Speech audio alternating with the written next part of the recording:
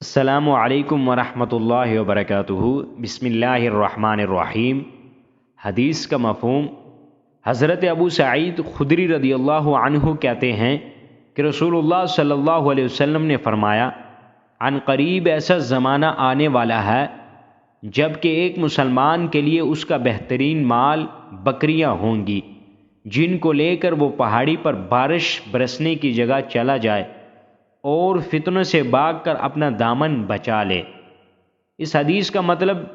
بھی یہ تلقین کرنا ہے کہ جب ایسے فتنے رہنما ہوں جن سے مسلمانوں میں باہمی افتراق اور انتشار اور جنگ و جدال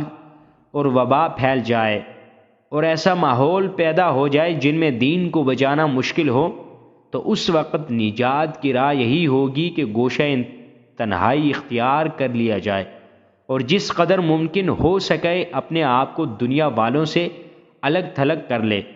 چنانچہ فرمایا کہ ایسے میں سب سے بہترین صورت یہ ہوگی کہ ایک مسلمان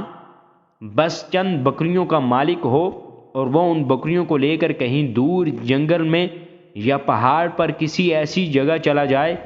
جہاں کوئی چراگاہ اور پانی ملنے کا ذریعہ ہو، اور وہاں ان بکریوں کو چرا کر ان کے دودھ کی صورت میں بقدر حیات غذائی ضروریات پر قناعت کر کے اپنی زندگی کے دن گزارتا رہے، تاکہ نہ دنیا والوں کے ساتھ رہے اور نہ دین کو نقصان پہنچانے والے فتنے میں مبتلا ہو۔